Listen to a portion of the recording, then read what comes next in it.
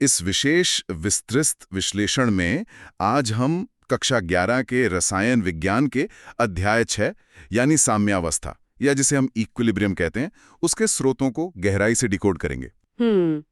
और हमारे मुख्य स्रोत एनसीईआरटी रसायन विज्ञान की पुस्तक के नोट्स है और साथ ही परीक्षा के नजरिए से कुछ बेहद महत्वपूर्ण अंश भी हमारे पास मौजूद हैं। बिल्कुल। और इस चर्चा का जो मुख्य उद्देश्य है, जो हमारा मिशन है, वो ये समझना है कि साम्यावस्था सिर्फ किताब में छपा कोई रासायनिक समीकरण नहीं है, बल्कि ये तो हमारे फेफड़ों से लेकर बड़े बड़े कारखानों तक में काम करने वाला एक अत्यंत महत्वपूर्ण प्राकृतिक नियम है। सही कहा आपने। और बोर्ड और नीट जैसी प्रतियोगी परीक्षाओं की तैयारी करने वाले छात्रों के लिए इस जटिल विषय के पीछे छिपे विज्ञान को सरल, स्पष्ट और रोचक तरीके से कदम दर कदम समझना ही आज का लक्ष्य है। बिना किसी भूमिका के सीधे विषय पर आते हैं। मानव शरीर में सांस लेने पर ऑक्सीजन का परिवहन कैसे होता है, ये एक ऐसा सवाल है जिसका सीधा जवाब इसी अध्याय में छिपा है। हमारे फेफड़ों से ऑक्सीजन का मांसपेशियों तक पहुंचना पूरी तरह से साम्यावस्था के सिद्धांत पर ही काम करता है। देखिए, रक्त में मौजूद हीमोग्लोबिन और ऑक्सीजन के अणुओं के बीच एक साम्य यानी एक तरह का संतुलन स्थापित होता है। यही संतुलन ये तय करता है कि फेफड़ों में ऑक्सीजन रक्त के साथ मजबूती से जुड़ेगी और फिर शरीर के ऊतकों में पहुंचकर वही ऑक्सीजन मुक्त हो जाएगी ताकि कोशिकाओं को ऊर्जा मिल सके। मतलब ये पूरी प्रक्रिया सांद्रता और दबाव के खेल पर निर्भर करती है। और अगर कार्बन मोनोऑक्साइड की विषाक्तता को समझना हो तो वो भी इसी सिद्धांत से समझा जा सकता है। एकदम सही। कार्बन मोनोऑक्साइड गैस हीमोग्लोबिन के साथ ऑक्सीजन की तुलना में लगभग 300 गुना अधिक मजबूती से जुड़ जाती है। जब ऐसा होता है तो एक नया और बहुत ही मजबूत साम्य बन जाता है। इस नए साम्य के कारण ही हीमोग्लोबिन ऑक्सीजन को बांधने के लिए उपलब्ध ही नहीं रहता, जिससे शरीर की कोशिकाओं तक ऑक्सीजन पहुंचनी बंद हो जाती है। ये साम्यावस्था का वो रूप है जहां एक छोटा सा बदलाव जीवन और मृत्यु के बीच का अंतर पैदा कर देता है। बिल्कुल। और ये उदाहरण साफ दिखाता है कि रसायन विज्ञान केवल परख नली तक सीमित नहीं है। लेकिन इस साम्यावस्था शब्द के मूल अर्थ को समझने के लिए एक बहुत ही साधारण भौतिक अवस्था का उदाहरण लेते हैं। हाँ, मान लीजिए कि एक पूरी तरह से इंसुलेटेड फ्लास्क है। इस थर्मस या फ्लास्क में 273 केल्विन यानी ठीक 0 डिग्री सेल्सियस पर बर्फ और पानी एक साथ रखे हुए हैं। बाहर से देखने पर ऐसा लगता है कि अंदर कुछ भी नहीं हो रहा है। बर्फ की मात्रा उतनी ही है और पानी का स्तर भी उतना ही है। लेकिन विज्ञान की नज़र में वो अवस्था शांत नहीं है। यहाँ जो बात सबसे आकर्षक है वो ये कि साम्यावस्था कभी भी स्थैतिक या रुकी हुई नहीं होती, बल्कि ये हमेशा गतिक होती है। इसे ही गतिक साम्य या डायनामिक इक्विलिब्रियम कहा जाता है। यानी उस फ्लास्क के अंदर सूक्ष्म स्तर पर देखें तो भारी उथल-पुथल मची हुई है। बर्फ लगातार पिघलकर पानी बन रही है और ठीक उसी क्षण पानी के अणु वापस जमकर बर्फ के क्रिस्टल में बदल रहे हैं। बिल्कुल। यहाँ सारा खेल दर या गति का है। वाष्पन की दर और संघनन की दर, या कहें बर्फ के पिघलने की दर और पानी के जमने की दर बिल्कुल बराबर हो चुकी है। जब दोनों विपरीत दिशाओं में होने वाली प्रक्रियाओं की गति समान हो जाती है तो बाहर से कोई भी बदलाव नजर नहीं आता। और इस गतिक साम्य की अवस्था में अभिकारकों और उत्पादों की सांद्रता पूरी तरह स्थिर हो जाती है। एनसीईआरटी के स्रोत में इस गतिक प्रक्रिया को सिद्ध करने के लिए बहुत ही शानदार प्रयोग का जिक्र है। चीनी वाला प्रयोग। हाँ, सामान्य चीनी के एक संतृप्त विलयन में अगर थोड़ी सी रेडियोधर्मी चीनी मिला दी जाए तो कुछ घंटों बाद ये दिखा जा सकता है कि रेडियोधर्मी चीनी के अणु केवल विलयन में ही नहीं बल्कि नीचे बैठे ठोस क्रिस्टल में भी मौजूद हैं, जो कि इस बात का अकाट्य प्रमाण है कि ठोस और विलयन के बीच अणुओं का लगातार आदान प्रदान चल रहा है। और ये गतिक साम्य रोजमर्रा की जिंदगी में भी बहुत आसानी से देखा जा सकता है। एक बहुत ही परिचित उदाहरण है ठंडे सोडा वाटर की बोतल का खुलना। ये तो तरल में गैस की घुलनशीलता के साम्य का एक बेहतरीन उदाहरण है। बोतल के अंदर कार्बन डाइऑक्साइड गैस और पानी के बीच एक गतिक साम्य होता है। जब तक ढक्कन बंद है, गैस के पानी में घुलने की दर और घुली हुई गैस के वापस हवा में आने की दर एकदम बराबर रहती है। और यहीं पर हेनरी का नियम लागू होता है, जो नीट परीक्षाओं के लिए बहुत महत्वपूर्ण है। हेनरी का नियम बहुत ही स्पष्ट रूप से ये बताता है कि किसी निश्चित ताप पर विलायक में घुली गैस की मात्रा गैस के दाब के सीधे समानुपाती होती है। इसे गणितीय रूप में P समानुपाती X से दर्शाया जाता है, जहां P दाब है और X गैस का मोल अंश या घुलनशीलता है। बिल्कुल। सोडा की बोतल को कारखानों में बहुत ही उच्च दाब पर सील किया जाता है। उच्च दाब का मतलब है कि हेनरी के नियम के अनुसार पानी में अधिक से अधिक कार्बन डाइऑक्साइड गैस घुली रहेगी। और जैसे ही ढक्कन को खोला जाता है, बोतल के अंदर का दाब अचानक से वायुमंडलीय दाब के बराबर यानी कम हो जाता है। सही कहा। दाब कम होते ही गैस की घुलनशीलता भी उसी अनुपात में कम हो जाती है।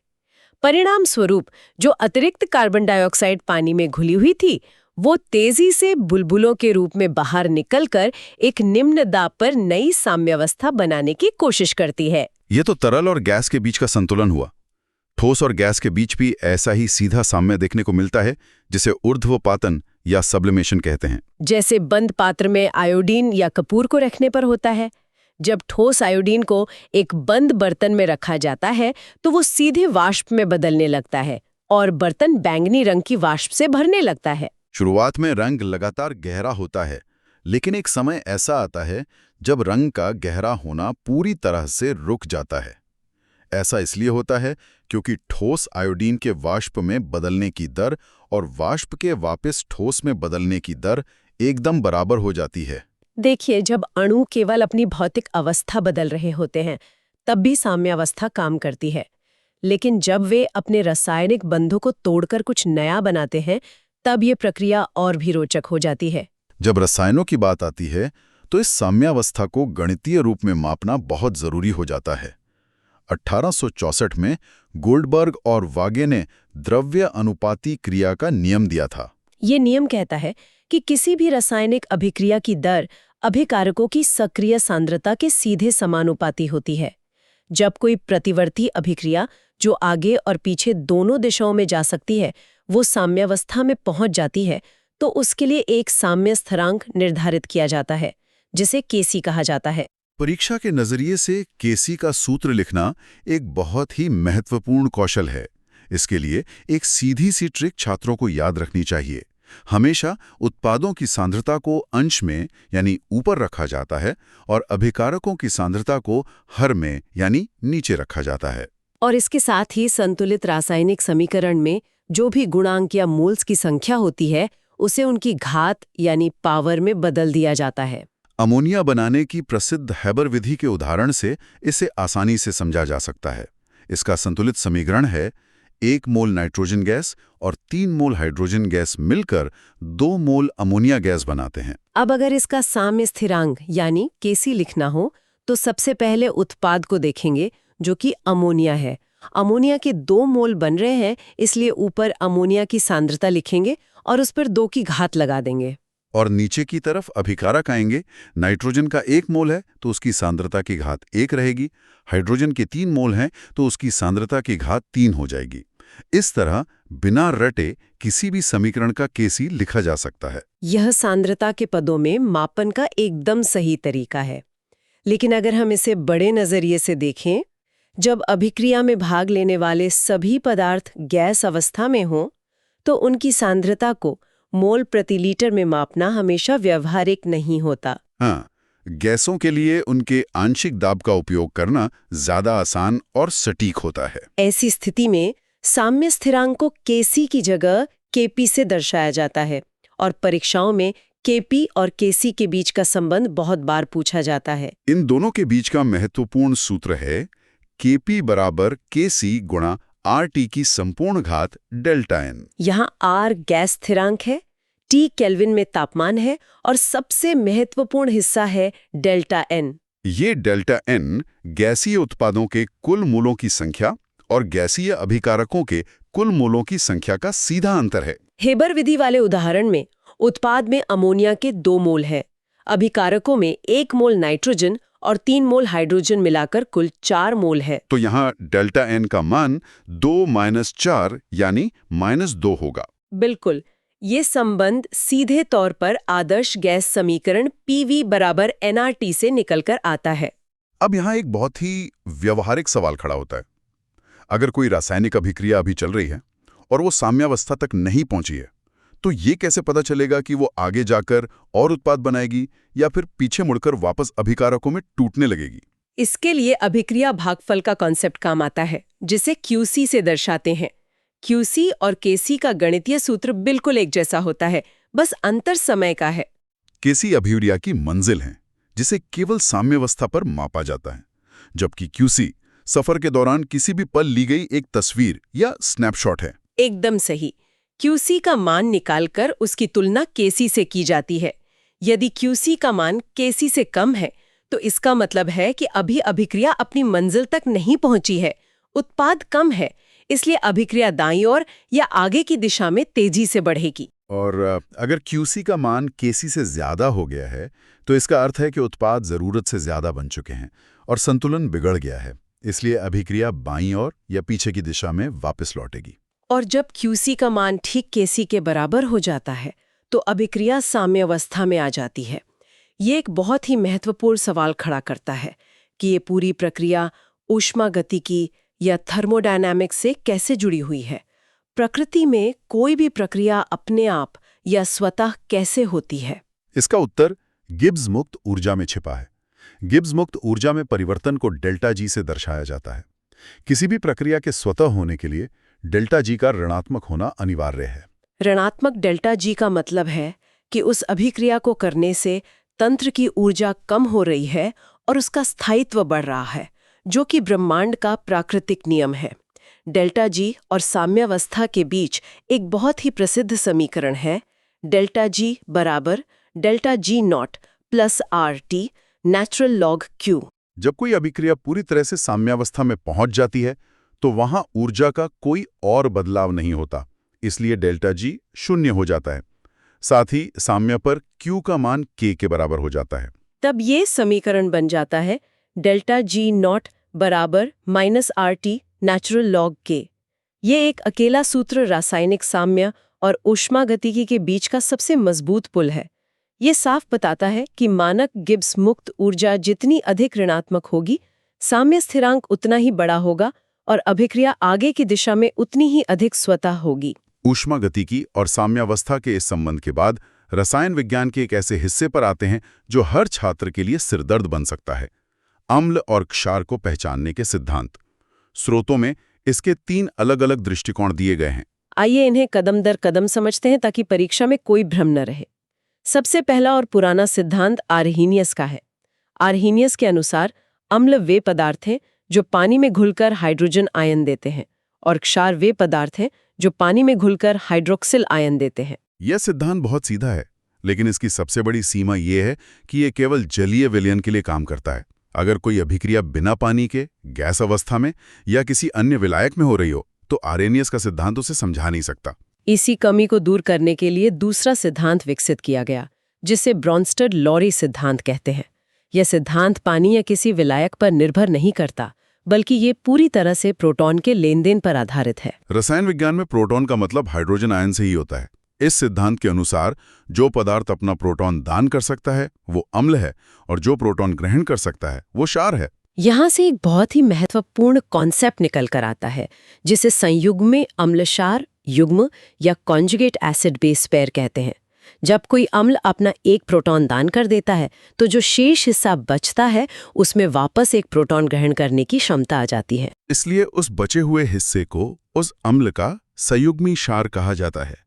नीट और बोर्ड परीक्षाओं के लिए एक सीधी सी ट्रिक याद रखनी चाहिए। किसी भी अम्ल का संयुग्मी क्षार बनाने के लिए बस उसमें से एक हाइड्रोजन आयन निकाल दें। उदाहरण के लिए, जब पानी अपना एक प्रोटॉन दान करता है तो वो OH- आयन में बदल जाता है। यहाँ पानी अम्ल का काम कर रहा है और OH- उसका संयुग्मी क्षार है। सबसे जरूरी बात यह है कि एक प्रबल अम्ल का संयुग्मी क्षार हमेशा दुर्बल होता है और एक दुर्बल अम्ल का संयुग्मी क्षार हमेशा प्रबल होता है। पानी की यह दोहरी भूमिका बहुत दिलचस्प है। ब्रॉन्स्टड-लॉरी सिद्धांत के अनुसार पानी परिस्थितियों के आधार पर प्रोटॉन दे भी सकता है और ले भी सकता है। इसलिए पानी को उभयधर्मी या एम्फोटेरिक कहा जाता है। लेकिन इन दोनों सिद्धांतों से अलग एक तीसरा सिद्धांत भी है जो 1923 में G.N. लुईस द्वारा दिया गया था। यह सिद्धांत इसलिए खास है क्योंकि यह प्रोटॉन या हाइड्रोजन से पूरी तरह मुक्त है। यह सिर्फ इलेक्ट्रॉनों पर ध्यान केंद्रित करता है। लुईस के सिद्धांत के अनुसार ऐसी सभी पदार्थ जो इलेक्ट्रॉनों के एक जोड़े को ग्रहण कर सकते हैं वे अम्ल कहलाते हैं। इन्हें इलेक्ट्रॉन युग्मग्राही कहा जा सकता है।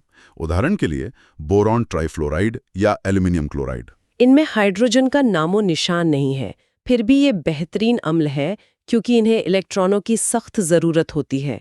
दूसरी तरफ जो पदार्थ अपने इलेक्ट्रॉनों का जोड़ा दान कर सकते हैं वे लुईस क्षार कहलाते हैं। अमोनिया इसका सबसे अच्छा उदाहरण है।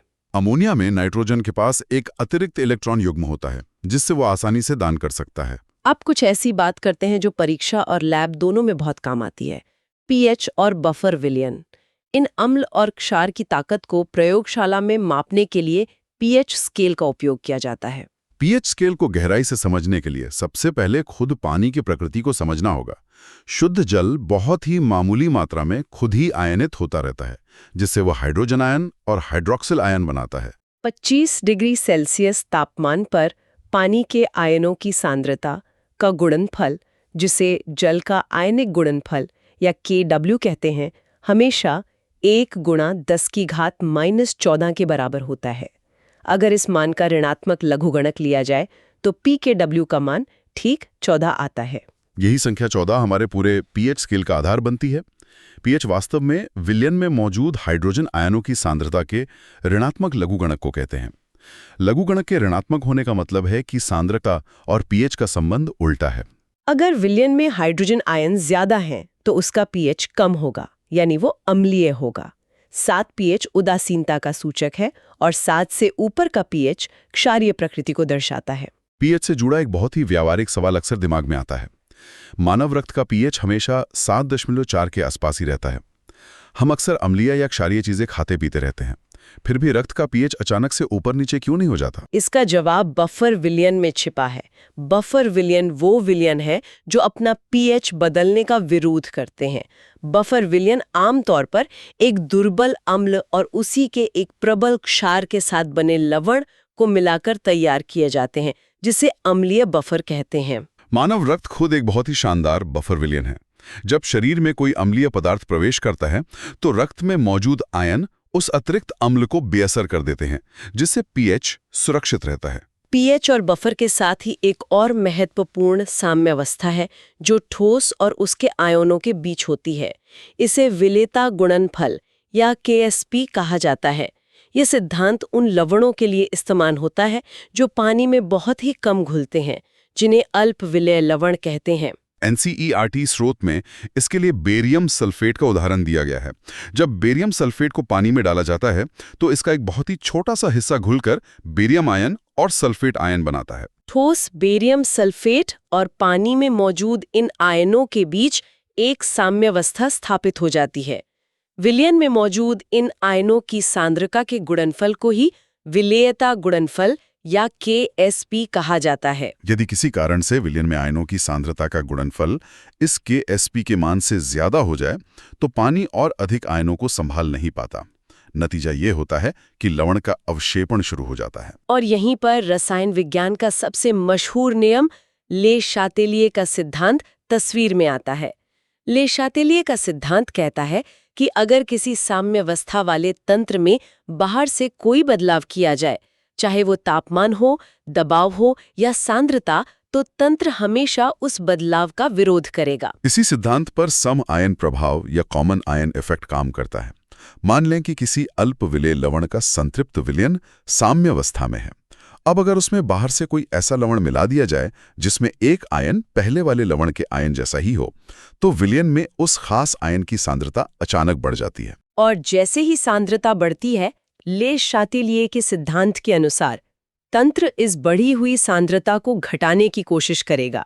तंत्र को राहत तभी मिलेगी जब वह अतिरिक्त आयनों को वापस ठोस में बदल दे। इसका परिणाम ये होता है कि अल्प विलेय लवण की घुलनशीलता और भी घट जाती है। उद्योगों में भी साम्यावस्था के इसी ज्ञान का उपयोग करके अमोनिया या सल्फ्यूरिक एसिड का उत्पादन बढ़ाया जाता है। इन सभी सिद्धांतों पर चर्चा करने के बाद ये पूरी तरह से स्पष्ट हो जाता है कि साम्यावस्था प्रकृति का एक बेहतरीन संतुलन तंत्र है। चाहे वो एक बंद थर्मस में बर्फ हो, हमारे खून में ऑक्सीजन हो या कारखानों में अमोनिया का उत्पादन हो, प्रकृति हमेशा बदलाव का विरोध करके संतुलन खोजना चाहती है। बिल्कुल। जब ये समझ आ जाता है कि अणु संतुलन कैसे बनाते हैं, तो उस संतुलन को अपनी आवश्यकता के अनुसार मोड़ना भी संभव हो जाता है। रसायन विज्ञान में साम्यावस्था का मतलब है एकदम सटीक संतुलन, जहां सब कुछ शांत लगता है। लेकिन अगर हम जीव विज्ञान या इंसानी जीवन को देखें, तो क्या पूरी तरह से साम्यावस्था में आने का मतलब जैविक मृत्यु नहीं है? क्योंकि जीवन तो असल में संतुलन बिगड़ने और उसे वापस पाने की एक निरंतर जद्दोजहद है। अगली बार जब आप संतुलन की तलाश करें, तो सोचिएगा कि क्या आप सच में पूर्ण साम्यावस्था चाहते हैं।